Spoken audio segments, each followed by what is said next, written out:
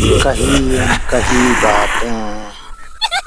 आप देख रहे हैं कहीं NKHI बातें, जहां हर कहानी में छिपा है वो डर जो अब तक अनकहा है। एक पुरानी इमारत का 13वां मंजिल, जिसे सब लोग शापित मंजिल कहते हैं, जहां कोई भी टिकता नहीं, रात में जलती बत्ती खुद ही बुझ जाती है और लिफ्ट उस मंजिल पर अपने आप रुक जाती है। कहते हैं वहां किसी की परछाई अब भी भटकती है और आज कोई फिर वहां जाएगा। अगर आपको डर और रहस्य पसंद है तो वीडियो को लाइक करें और चैनल को सब्सक्राइब करें, क्योंकि अब कहानी शुरू होती है। मुंबई की एक पुरानी इमारत थी, साई दर्शन टावर। ऊंचाई से सागर साफ दिखता था, हवा में नमकीन खुशबू घुली रहती थी, लेकिन इस इमारत का एक मंजिल ऐसा था जिसे सब लोग नजरअंदाज करते थे, 13वां मंजिल। कागजों में तो वो मंजिल मौजूद थी, पर लिफ्ट में उसका बटन बंद था। सीढ़ियों में भी वहां तक जाने का रास्ता लोहे की जंजीरों से जकड़ा गया था। कहते हैं सालों पहले उस मंजिल पर एक औरत की लाश मिली थी, पर उसकी पहचान आज तक कोई नहीं जान पाया। रात में वहां से आती हल्की कराहें, किसी के चलने की आहट और कभी कभी जलती बुझती रोशनी, इन सब ने लोगों को यकीन दिला दिया कि वो जगह शापित है। आरव एक यूट्यूबर था जो डरावनी जगहों पर जाकर वीडियो बनाता था। उसे सुनने में आया कि साई दर्शन टावर की 13वीं मंजिल को बंद हुए 15 साल हो गए हैं और जो भी वहां गया वापस नहीं आया। आरव के मन में एक ही बात थी, ये सब अंधविश्वास है। वो अपने कैमरे के साथ इमारत में घुस गया। रात के 12 बज चुके थे। गेटकीपर ने उसे बार बार रोका, बाबू ऊपर मत जाना, 13वां मंजिल किसी को नहीं छोड़ती। पर आरव मुस्कुरा दिया, भूत अगर होते तो अब तक मेरे सब्सक्राइबर ही बन गए होते। वो लिफ्ट में चढ़ा। लिफ्ट का पैनल चमक रहा था, मगर 13वां बटन नहीं था। उसने 12 दबाया। लिफ्ट ऊपर चली, लेकिन जब दरवाजा खुला तो नंबर 13 दिखा। आरव ठिठक गया। लिफ्ट से बाहर अंधेरा था, बस टिमटिमाती एक लाल लाइट दीवार पर झूल रही थी। हवा में नमी थी, जैसे किसी ने हाल ही में दरवाजा खोला हो। वो बोला, वाह, तो ये है वो मशहूर 13वां फ्लोर। कैमरा ऑन करते हुए उसने रिकॉर्डिंग शुरू की। हेलो दोस्तों, मैं हूँ आरव और आज मैं हूँ एक ऐसी जगह जहाँ इंसान जाने से डरता है। जैसे ही वो गलियारे में आगे बढ़ा, कैमरे की स्क्रीन पर कुछ अजीब दिखा। दीवार पर किसी की छाया, लेकिन वहां कोई नहीं था। आरव ने कैमरा नीचे किया, कुछ नहीं। ऊपर उठाया, छाया गायब। हवा और ठंडी हो गई थी। सामने एक कमरे का दरवाजा आधा खुला था। उसने अंदर झांका, पुराना फर्नीचर, दीवारों पर धब्बे और कोने में एक टूटी हुई झूलने वाली कुर्सी। कुर्सी अपने आप हल्के से झूल रही थी, कोई हवा नहीं। आरव कुछ पल उस कुर्सी को देखता रहा। वो कैमरा उस पर फोकस करता है और धीमी आवाज में बोलता है, दोस्तों, यहाँ कोई हवा नहीं, फिर भी ये कुर्सी अपने आप झूल रही है।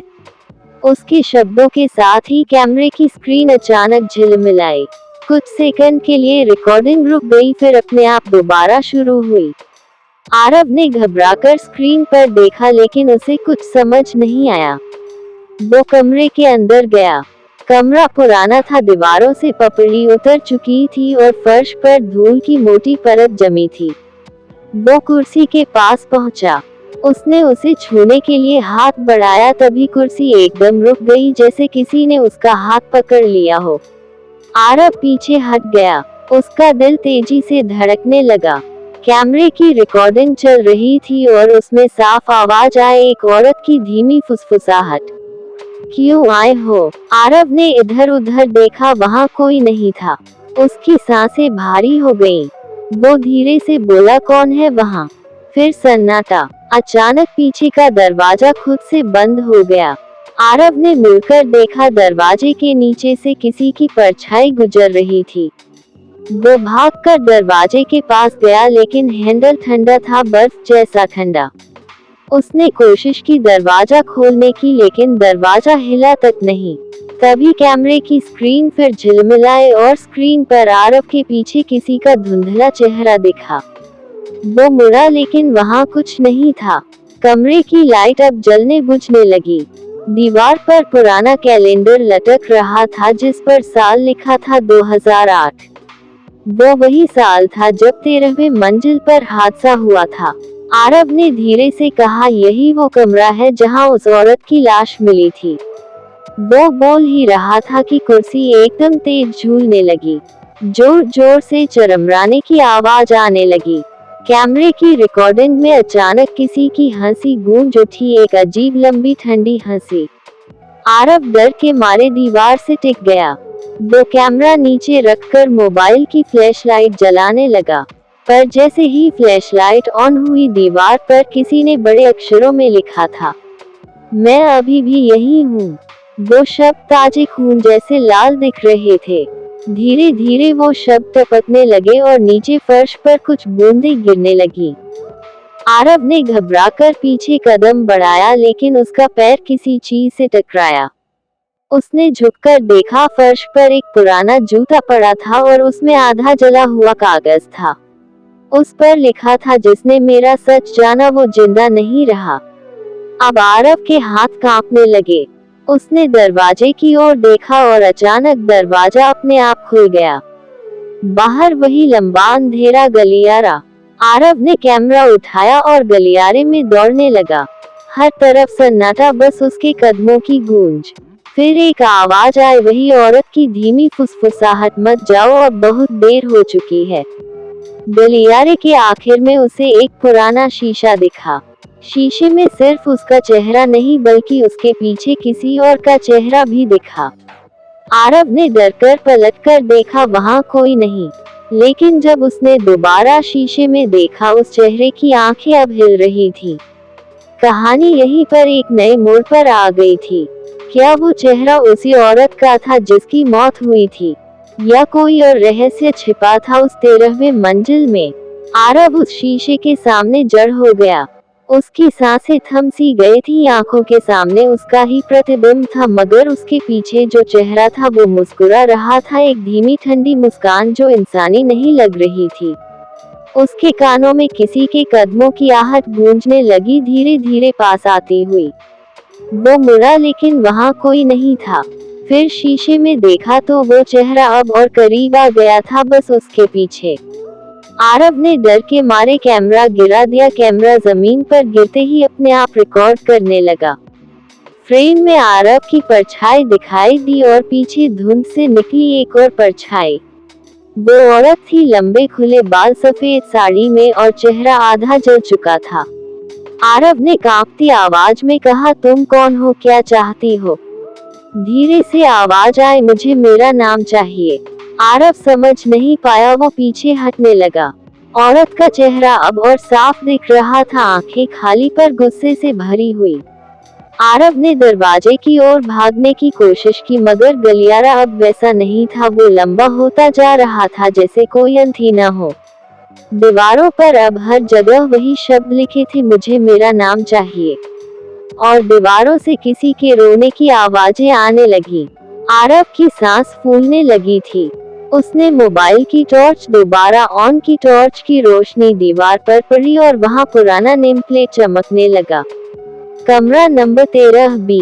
उसने धूल साफ की और नीचे छोटा सा नाम दिखा, अनन्या। जैसे ही उसने नाम जोर से पढ़ा, पूरी मंजिल में हवा तेज बहने लगी। दरवाजे खुद से खुलने बंद होने लगे, लाइटें झिलमिलाने लगी, और कैमरे की स्क्रीन पर वो औरत फिर दिखाई दी, अब बिल्कुल पास उसके चेहरे के सामने।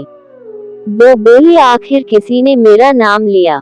आरव पीछे हटने की कोशिश कर ही रहा था कि उसने देखा दीवार पर टंगी तस्वीर अब खून से भीग चुकी थी, और उसमें उसी औरत की तस्वीर थी जो अब उसके सामने खड़ी थी। उसने धीरे से कहा, आरव, अब तुम भी जान गए हो मेरा सच, अब तुम भी यहाँ से नहीं जा सकते। आरव ने डर के मारे आंखें बंद कर ली। जब खोली तो वो फिर से उसी कमरे में था जहां कुर्सी झूल रही थी। कैमरा अब भी रिकॉर्ड कर रहा था। उसने देखा कैमरे की स्क्रीन पर वो खुद नहीं दिख रहा था, बल्कि वो औरत अकेली बैठी थी। वो कुर्सी पर झूल रही थी और मुस्कुरा रही थी। आरव के गले से आवाज नहीं निकल रही थी। उसने दरवाजे की ओर भागना चाहा, मगर दरवाजे के पास पहुंचते ही दीवारों से हाथ निकलकर उसे पकड़ने लगे। वो चिल्लाया, कोई है, बचाओ। पर इमारत में सन्नाटा था। फर्श पर रखा कैमरा अब भी रिकॉर्ड कर रहा था। वीडियो में सिर्फ एक आखिरी आवाज सुनाई दी, 13वां मंजिल अब कभी खाली नहीं रहेगी। आरव के गायब होने के बाद इमारत में एक अजीब सन्नाटा छा गया। 3 दिन तक उसका कोई अता पता नहीं चला। पुलिस आई, लेकिन उन्हें 13वां मंजिल तक जाने की अनुमति नहीं मिली। जिन्होंने कोशिश की उन्होंने कहा लिफ्ट वहां तक जाती ही नहीं और सीढ़ियां जैसे बीच में ही खत्म हो जाती हैं। पर आरव का कैमरा अगले दिन नीचे गेट के पास पड़ा मिला। उसके अंदर जो वीडियो था उसे देखकर सबकी रूह कांप गई। वीडियो में आरव आखिरी बार चीखते हुए दिखा और फिर कैमरा खुद ब खुद उठ गया, जैसे किसी ने उसे हाथ में लिया हो। वीडियो के आखिरी फ्रेम में वही औरत दिखी, सफेद साड़ी में झूलती हुई कुर्सी पर, और पीछे दीवार पर लिखा था, अब एक और आत्मा मेरे साथ है। वीडियो वायरल हो गया। लोगों ने कहा ये बस एडिटिंग है, लेकिन उस इमारत के गार्ड ने गवाही दी कि उस रात उसने लिफ्ट को खुद ब खुद 13वें फ्लोर तक जाते देखा था। लिफ्ट नीचे लौटी तो खाली थी, पर उसके अंदर दीवारों पर खून के निशान थे। आरव की मां रोज पुलिस स्टेशन जाती थी, पर कोई जवाब नहीं। 3 महीने बीत गए, फिर उस इमारत में नया गार्ड आया। नाम था महेश।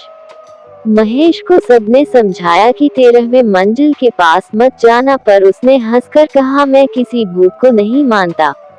पहली रात ही ड्यूटी पर उसने ऊपर से आने वाली झूलने की आवाज सुनी, कुर्सी के चरमराने जैसी आवाज।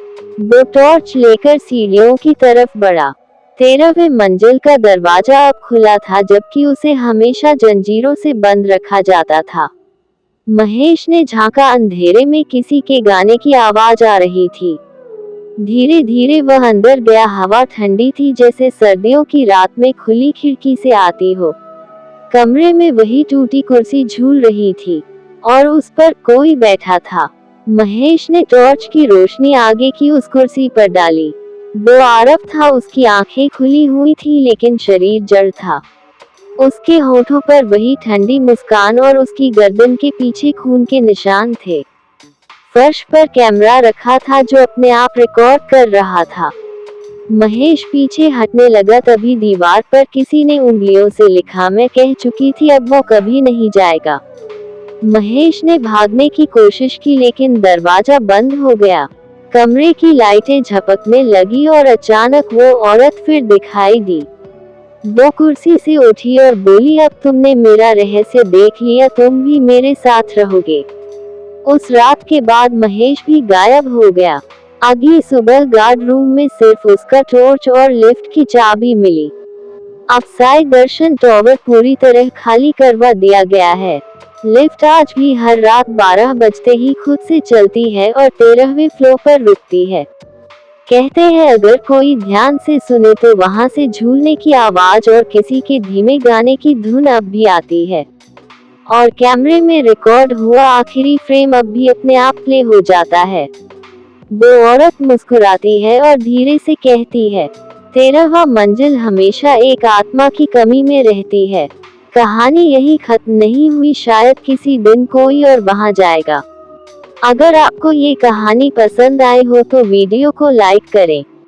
कहीं ANKAHI बातें को सब्सक्राइब करें, क्योंकि ऐसी कहानियां अभी बाकी हैं।